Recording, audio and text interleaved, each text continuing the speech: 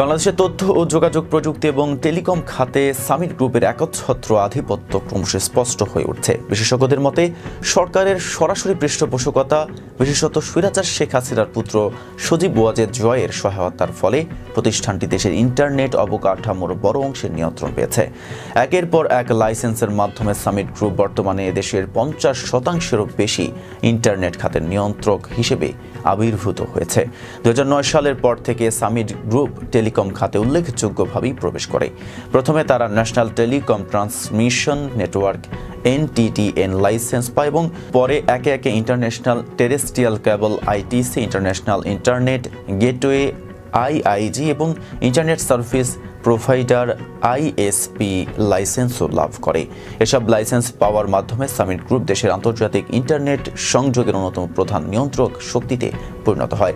বিশেষজ্ঞদের মতে এই একক নিয়ন্ত্রণের ফলে বাংলাদেশের ইন্টারনেট খাত ভারত নির্ভর হয়ে পড়েছে, যা দেশের ডিজিটাল নিরাপত্তার জন্য একটি বড় ঝুঁকি সৃষ্টি করেছে।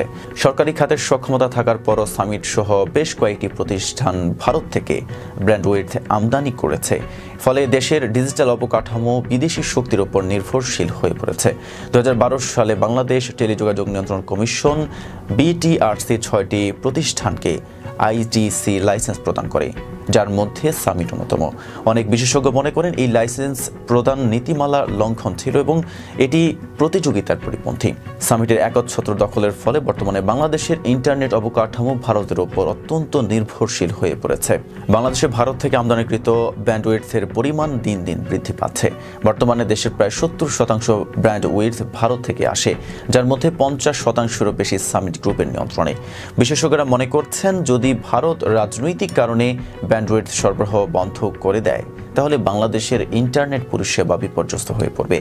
সাইবার নিরাপত্তা বিশ্লেষকরা বলছেন ভারতের ওপর অতিরিক্ত নির্ভরশীলতার ফলে বাংলাদেশের ডিজিটাল সার্বভৌমত্ব ঝুঁকির মুখে পড়েছে।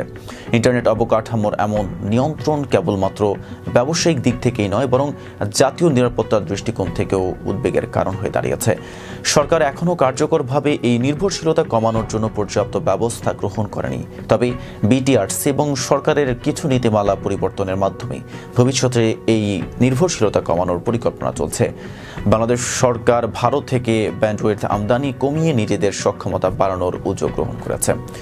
সামিট টেলিকমের ব্যবস্থাপনা পরিচালক আরিফ আল ইসলাম দাবি করেছেন, সামিট যোগ্যতার ভিত্তিতে এইসব লাইসেন্স পেয়েছে এবং ইন্টারনেট খাতে ভারসাম্য বজায় রাখার চেষ্টা করছে। তবে তিনি স্বীকার করেছেন যে ভারতের উপর নির্ভরতা রয়েছে, যদিও তার মতে ব্যবসায়িক কারণে ভারতের ইন্টারনেট সংযোগ বিচ্ছিন্ন হওয়ার সম্ভাবনা কম। রাকিবুল ইসলাম রয়েছের প্রতিবেদন। তখন সাথে ছিলাম মেহেদি হাসান। ফেজদা বিপদের সাথে থাকার জন্য ধন্যবাদ।